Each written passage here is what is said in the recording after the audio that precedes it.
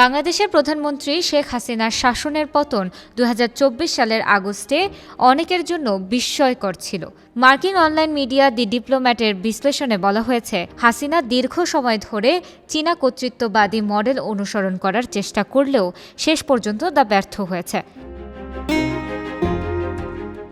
শেখ হাসিনা তার শাসনকালীন সময়ে চীন, মার্কিন যুক্তরাষ্ট্র, ভারত ও রাশিয়ার মতো বৈশ্বিক শক্তির সঙ্গে সুসম্পর্ক বজায় রাখলেও তার শাসন ব্যবস্থা চীনা শাসন মডেলের মতো হয়ে উঠেছিল বলে অনেক রাজনৈতিক বিশ্লেষক মনে করতেন। তবে দুটি প্রধান কারণে এই মডেল অনুসরণে ব্যর্থ হন হাসিনা।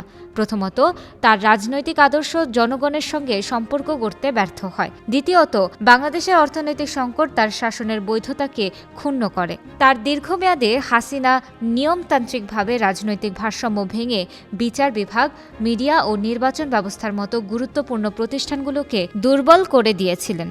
চীনা কমিউনিস্ট পার্টির মতো তার সরকার ভিন্ন মত, প্রান্তিক বিরোধী দলগুলোকে দমন করেছিল এবং জঙ্গিবাদ, অপরাধ ও মাদক সম্পর্কিত অপরাধের প্রতি অত্যন্ত অসহিষ্ণু ছিল, যার কারণে হাসিনার শাসন ব্যবস্থায় গণতান্ত্রিক প্রতিষ্ঠানগুলো দুর্বল হয়ে পড়েছিল এবং বিরোধী দলের উপর দমন পীড়ন বৃদ্ধি পেয়েছিল, যা চীনা কমিউনিস্ট পার্টির শাসন মডেলের অনুরূপ।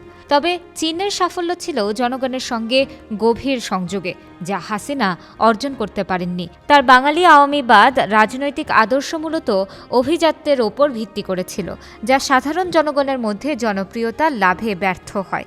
এছাড়া ২০২১ সালের পর বাংলাদেশের অর্থনীতি বিপর্যস্ত হতে শুরু করলে সাধারণ মানুষের মধ্যে অসন্তোষ সৃষ্টি হয়। মুদ্রাস্ফীতি ও জীবনযাত্রার ব্যয় বেড়ে যাওয়ায় হাসিনার জনপ্রিয়তা কমে যায়।